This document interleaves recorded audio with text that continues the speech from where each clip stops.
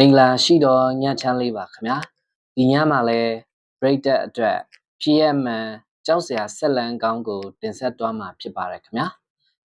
ဆက်လန်းလေးမတင်ဆက်ခင်ကျွန်တော် channel ကို like and subscribe လုပ်ပေးဖို့တောင်းဆိုပါရစေဒီတစ်ခါတင်ဆက်မိဆက်လန်းကတော့ရွာထဲကအလောင်းအပိုင်းနှစ်ဖြစ်ပါတယ်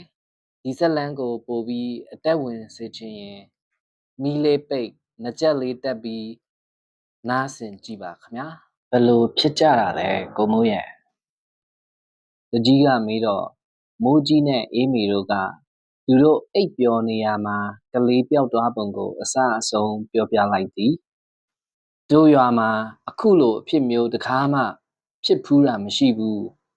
ဟိတ်ကောင်ငလုံးဆယ်အိမ်ကောင်းတွေအကုန်သွားခေါ်ဟုတ်ကဲ့တကြီးပေးနားမှာ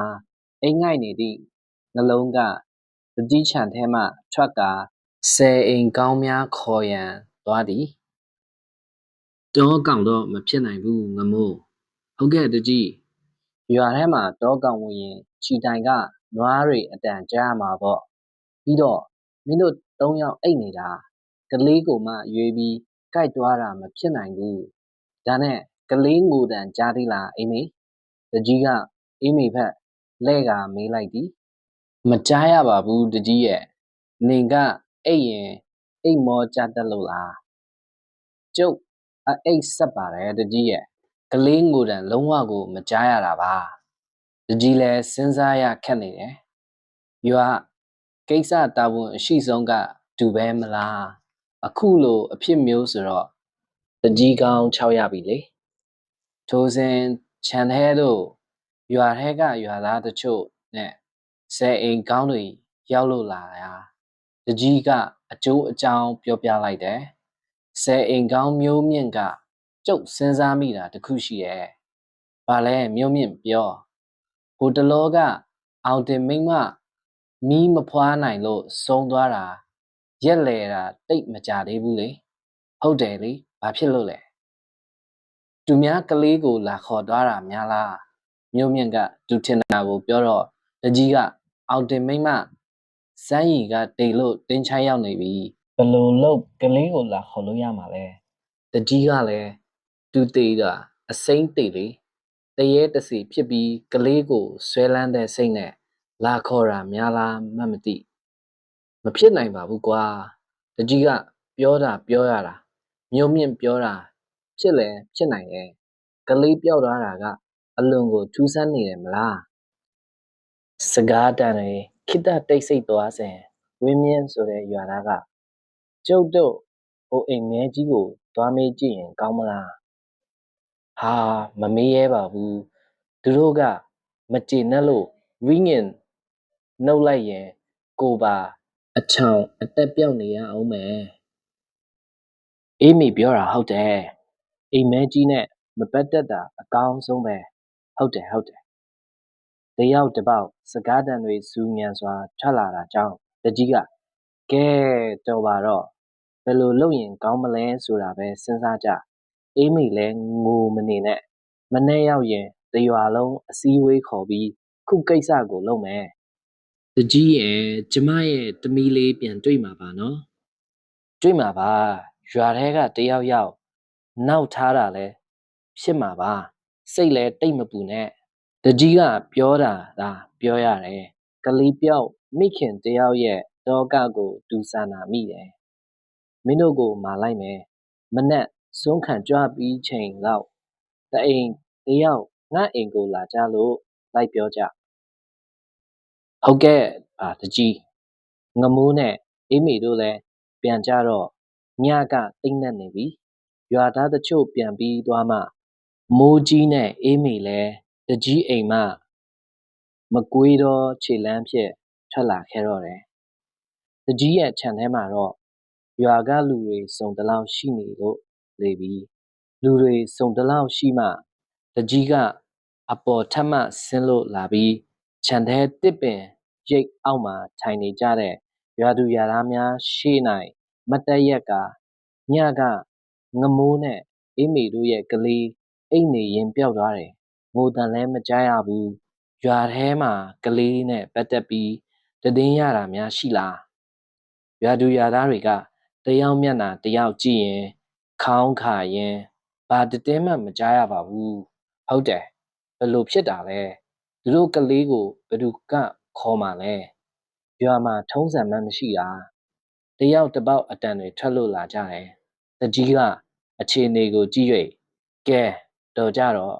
ကလေးပျောက်သွားပုံကတိတ်ကိုထူးဆန်းနေလို့ကျုပ်တို့တွေသူတို့ကလေးအတွက်ဘယ်လိုလုပ်ပေးရင်ကောင်းမလဲဆိုတာခေါ်ပြီးတိုင်ပင်တာပါထိုအခါ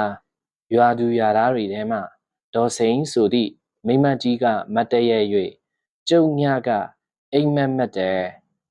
အိမ်မဲကြီးကညီအမ9ယောက်လက်ထဲမှာကလေးတစ်ယောက်စီခြိထားတယ်ပြီးတော့အဲ့ဒီကလေးတွေရဲ့လေကိုဓာတ်နဲ့ဖြတ်ထွက်လာတဲ့တွေးတွေကိုသူတို့လိမ့်တယ်ကြောက်ဖို့ကောင်းလိုက်တာပြောမနေနဲ့သူတို့ကတော့နှုတ်ပြိုပြီးလှတစ်ထက်လှတောင်လှလာတယ်ဟဲဟာကြောက်စရာကြီးပါလားတယောက်တစ်ပေါက်အတန်တို့ပြန်ထွက်လာကြတယ်တကြီးကဒေါ်စိန်အိမ်မက်မက်တာလားကျုပ်အိမ်မက်ကိုအထင်မသေးနဲ့တကြီးမိုးရွာတယ်လို့အိမ်မက်မက်တာနဲ့မနဲ့မိုးလင်းတာနဲ့ကိုမိုးရွာတာခက်တော့တာပဲတကြီးကညှိညူလိုက်တယ်သူကိုယ်တိုင်ကအိမ်မဲကြီးနဲ့မပတ်သက်ချင်ဒေါ်စိန်ထိုင်သွားတော့မိတွယ်ကထ၍အေးမေတမီးပါသွားတော့နောက်4ယောက်ကြံသေးတယ်ကလေးအမေတွေတတိထားကြဟဲ့ဟုတ်တယ်ခုဟာကတွေးရိုးတားရိုးမဖြစ်နိုင်ဘူးတကြီးအိမ်မဲကြီးစီကိုတွားမေးတင်တယ်ထင်တယ်တယောက်တစ်ပေါက်ပြောနေကြပြန်တယ်တကြီးအခြေအနေကိုကြည့်၍ဒေါ်စိန်ပြောတာဟုတ်မဟုတ်ဆိုသည်ထက်ကို့ကလေးကိုဂယုစိုက်ကြပါအရေးအကြောင်းဆိုရွာကိုချက်ချင်းတတိပေးကြဟုဟုတ်ပြီလားကျုပ်တို့ရွာတော့ကန်ဆိုးပြီနဲ့တူပါတယ်တကြီးရဲ့အိမ်မဲကြီးကတရေတစီကိုတိတ်နိုင်တာတရေတစီတွေကကလေးတွေရဲ့လိပ်ပြာကိုခေါ်မှကြောက်တယ်ရွာသားတယောက်ပြောတာကိုတကြီးကဘာပဲဖြစ်ဖြစ်တတိနဲ့နေကြငမိုးတို့ကလေးအကြောင်းတည်င်းရရင်ချက်ချင်းလာပြောကြပါအားလုံးပြန်နိုင်ပါပြီရွာသားတွေလည်းတကြီးခွင့်ပြုချက်ရတော့ပြန်သွားပေမဲ့မျက်နာတွေကတော့တရားမှကောင်းချင်းမရှိကြပါလေတရွာလုံးတိတ်ဆိတ်ကာခြောက်ကပ်လို့နေသလိုနေ့လယ်နေ့ခင်းရွာလမ်းမမှာ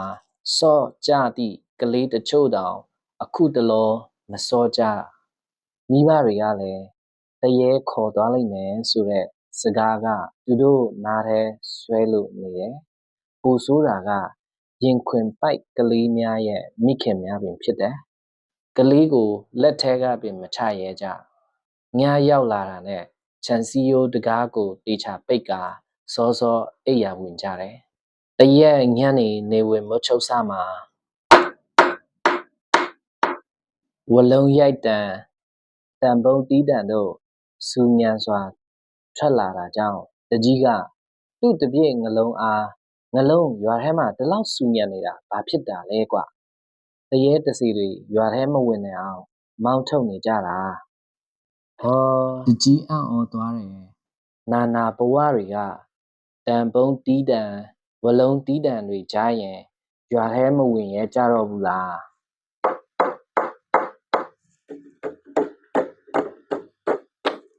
အတန်တွေကတော်တော်နဲ့မရက်အဆက်မပြတ်ထွက်လာလေရာကြောက်မဲ့ဖွယ်ပင်ကောင်းနေတယ်တကြီးကတော်မမြကနှလုံးနောက်နေ့တွေသူများတန်ပုံးတီးရင်နင်လိုက်ပြီးတရေတစီတွေကတကြီးအိမ်မို့မဝင်ဘူးဆိုတာမရှိဘူးမမြကတကြီးကိုလမ်းရွဲလိုက်ရာတကြီးကမင်းကွအတိတ်ပဲမှမရှိတာဘာအတိတ်ပဲမရှိတာလဲကြွာထဲကအိမ်တိုင်းလိုတမာကိုင်းတွေအိမ်တိုင်းမှာချိတ်ထားကြတယ်ရှင့်ကိုချိတ်ထားပါဆိုတော့တကြီးဖြစ်ပြီးချိတ်ထားရင်တိတ်ခါကြတယ်ရဲ့တရေတစီတွေဆိုတာတကြီးကိုလည်းကြောက်မယ်မထင်ပါဘူးမင်းကအဲ့ဒါပဲတခုခုဆိုကြောက်ဖို့ပဲစဉ်းစားနေတာအဲ့လိုမဖြစ်အောင်ဘာလုပ်ရမလဲမတွေးတော့ဘူးလားတကြီးကပြောတော့ မမြကမဲ့လိုက်တယ်ထိုစဉ်တကြီးချန်တဲ့တို့ရွာမှကာလသားပေါက်ကြီးနဲ့ဖိုးချိုတို့ဝင်ရောက်လာတယ်ဘာကိစ္စလဲဟဲ့တကြီးကလမ်းမေးရာပေါက်ကြီးကတကြီးကိုပြောစာရှိလို့ဘာပြောမှလဲပေါက်ကြီးနဲ့ဖိုးချိုတို့ကတကြီးအိမ်အောက်ထပ်ရှိတန်းလျားထိုင်ခုံမှာဝင်ထိုင်လိုက်ရင်ညကကလေးလာခေါ်တဲ့တစီကိုကျုပ်တို့တွေ့ခဲ့တယ်ဟင်အဟုတ်လားဟုတ်တယ်တကြီးတကိုယ်လုံးမဲနဲ့နေတာပဲကျုပ်တို့ကိုမြင်တော့ကျုပ်တို့နောက်ကလိုက်တာနဲ့ထွက်ပြေးရတာအမောတောင်ဆို့တယ်ပေါက်ကြီးကမျက်နှာငယ်လေးနဲ့ပြောတော့တကြီးကစဉ်းစားရကြက်နေတယ်ပေါက်ကြီးနဲ့ဖိုးချိုတို့ကရွာမှာစိုးစိုးပေပေနေလာသူတွေဘာကိုမှကြောက်တယ်ဟု၍ရှိတာမဟုတ်အရက်လဲတောက်တာမှမနဲ့လင်းတာနဲ့မူးနေပြီမင်းအရက်မူးနေလို့များလားပေါက်ကြီးရဲ့ကျွန်တော်တို့ဘလောက်တောက်လဲတကြီးတိပါတယ်ဒါပေမဲ့အမြင့်မားအထင်မားလောက်အောင်တော့မူးတယ်ဆိုတာမရှိပါဘူးနေပါဦးမင်းတို့တွေ့တဲ့အိမ်ရှေ့ကတာနိုးတို့အိမ်ရှေ့တာနိုးမိမမွေးထားတဲ့ကလေးကဘာရှိသေးတာမက်လို့2လသား3လသားလောက်ပဲရှိသေးတာဟုတ်ပြီလေမင်းတို့တွေ့ခဲ့တာကိုအစအဆုံးပြောပြ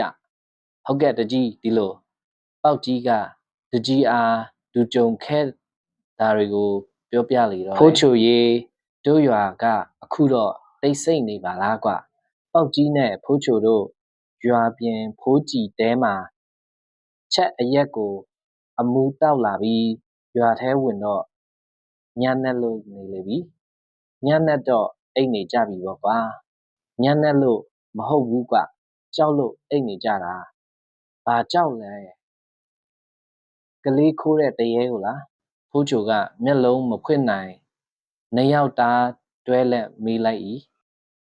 အလကားလူတွေကြောက်စရာမရှိကြံဖန်ကြောက်နေကြတာကြောက်တာကသူတို့အလုပ်တောက်တာကတို့အလုပ်ဟုတ်တယ်မလားဖိုးချိုကအာလေးရှာလေးနဲ့ပြောတော့ပေါက်ကြီးကဟုတ်တာဗောဖိုးချိုရာ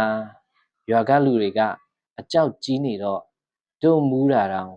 ကဲရဲလို့မရတော့ဘူးအေးနှစ်ယောက်သားရှောက်လာရင်မလန်းမကမ်းမှအရိပ်မဲကြီးကြောင်ခြေလန်းတုံးခနဲရက်သွားမိတယ်ဖိုးချိုဟိုမှာကြည့်စမ်းဟမ်ဘာလဲပေါက်ကြည့်ဖိုးချိုမျက်လုံးကိုမနှဲအာယူဖွင့်လိုက်ပြီးကြည့်လိုက်တဲ့အခါဟာဘာကြည့်လဲဒါနိုးတို့အိမ်ရှေ့ကိုကြည့်နေတာဘသူလဲမသိဘူးလူတော့မဖြစ်နိုင်ဘူးသူ့ဘေးနားမှာဘာကောင်လဲပေါက်ကြီးကဖိုးချိုပြောရာကိုကြည့်လိုက်ရာဟာခွေးနဲ့ကြီးกว่าဟေးဟုတ်တယ်ပေါက်ကြီးငါတို့ကိုမမြင်တော့ပါဘူးနော်အตาငိမ့်နေဖိုးချိုငါကြောက်တယ်သူတို့ရက်နေသည့်နေရာနဲ့အနှဲငယ်လမ်းတာကြောင့်သူတို့ကိုမမြင်နိုင်ဟုထင်ထားတယ်ဟမ်ခွေးနဲ့ကြီးကသူတို့ရှိရာဖက်တို့လဲလိုက်ရာနီရဲနေတော့မျက်လုံးကြောင့်လန့်လို့သွားတယ်ဟိုခွေးကြီးငါတို့ကိုတွေ့သွားပြီပေါက်ကြီးအေးပေါက်ကြီးနဲ့ဖိုးချိုလဲမူးတာတွေဘယ်ရောက်သွားတာမသိကြက်သိမ်းများထလို့လာတယ်ခွေးနဲ့ကြီးက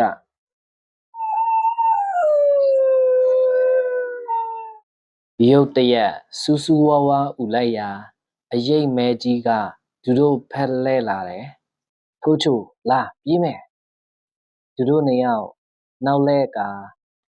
တုတ်ချေတင်ပြေး၍လာတော့ရွာထဲကခွေးတွေဟောင်ရမိအစားဦးနေတာတရွာလုံးကိုစူညံလို့နေတယ်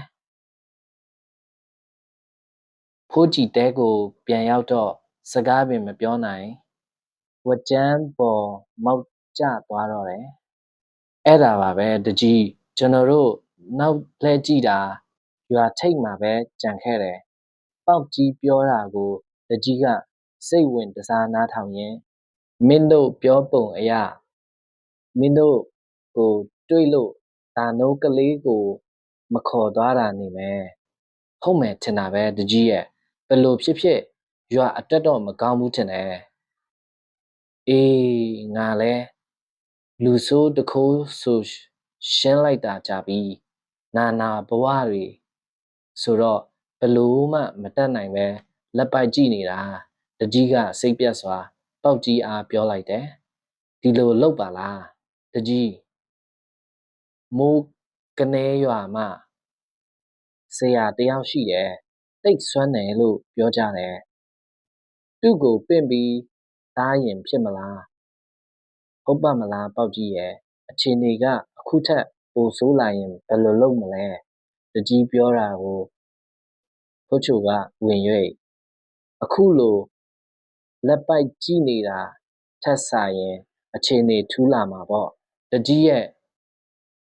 မြုပ်ကလူတွေတောင်တကူးတကလာကြတာလို့ပြောကြတယ်ရွာနဲ့တိုင်ပင်လိုက်အောင်မယ်မြန်တိုင်ပင်တကြီးနောက်ထပ်ကလေးတွေထပ်ပါသွားရင်တကြီးတိတ်ခါကြမယ်အေးပါပြန်အောင်မယ်တကြီးဆရာပင့်ဖို့ကျွန်တော်တာဝန်ထားပေါက်ကြီးနဲ့ဖိုးချိုပြန်သွားတော့တကြီးလဲလေးနက်စွာတွေးမိတယ်ဒီအတိုင်းနေတာထက်ဆရာက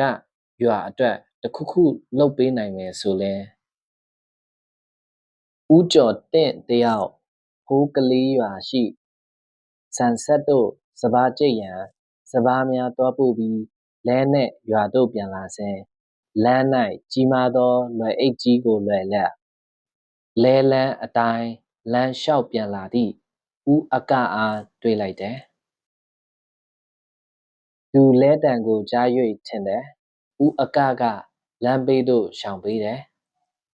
ဦးကျော်တင့်ကနဂိုတည်းကဦးအကနဲ့အခေါ်အပြောရှိသည့်လူဖြစ်တာကြောင့်ဦးအကဘယ်ကပြန်လာတာလဲရွာပြန်မလို့လားလဲပေါ်တက်ဗျာဒီပါစီဦးကျော်တင့်ကျုပ်လမ်းလျှောက်ပြန်ပါမယ်ဦးအကပြုံးရယ်စွာငင်းလိုက်တယ်မဟုတ်တာပဲဗျာရွာရောက်ဖို့2 မိုင်လောက်လိုသေးတယ်လာပါဗျာကျုပ်ကုသိုလ်ယူချင်လို့ပါအားနာလို့ပါဗျာအားမနာပါနဲ့တက်တာတက်ဦးအကနဲ့စကားပြောရတာကျုပ်အတွက်အဖိုးမဖြတ်နိုင်တဲ့ဘ ഹു တုတတွေရတယ်ဗျာဦးကျော်တင့်ကလိုက်လဲခေါ်တာကြောင့်ဦးအကလည်းမငင်းတာတော့ပဲလဲပေါ်တက်လိုက်တယ်ဦးကျော်တင့်ကြည့်ရတာ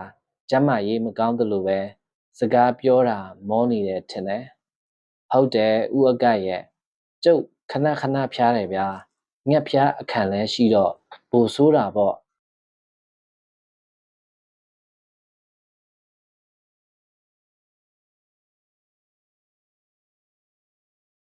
ဟိုတုန်းကတောလိုက်တဲ့တန်တွေထင်ပါရဲ့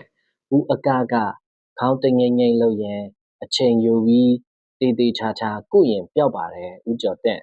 အသားရည်လဲတိတ်မမှန်ဘူးအနားယူဖို့ကောင်းပြီဦးကျော်တင့်ကလည်းလဲကိုမောင်းရင်းနဲ့ကျုံမှာသမီးလေးတယောက်ရှိတယ်အရွယ်ကလည်းရောက်နေပြီအိမ်ထောင်မကြသေးတော့သူ့တာဝန်ကိုကျုပ်ကယူနေရတော့ဗျာဦးကျော်တင့်တာဝန်ယူတာလဲယူပေါ့ကျမ်းမာရေးလဲဂရုစိုက်တခုဆိုကျုပ်ကိုအကြောင်းကြားခိုင်းလိုက်ဗျာဦးကျော်တင့်အနှဲငယ်လန့်သွားတယ်ဦးအကအိမ်မဲကြီးမှလူတူဖြစ်တာလဲပါ၏ဦးအကပြုံး၍ကျုပ်ကလူနာကိုကောင်းကုတတ်ပါတယ်ဟမ်ဦးအကဆေးပညာတတ်တာပေါ့ကျုပ်တက်တာကမတေအောင်ပဲကုတတ်တာဒီထက်ပိုတဲ့ပညာရက်ကိုကျုပ်တို့အိမ်ကလူတွေအကုန်တတ်တယ်ဟုတ်လားဦးကျော်တင့်အံ့ဩသွားတယ်ရွာထဲကလူတွေခမားတို့ကိုတလွဲထင်နေတာဗျာထင်ချင်တလို့ထင်ပါစေလေထင်တာလဲသူတို့အလုပ်ပဲ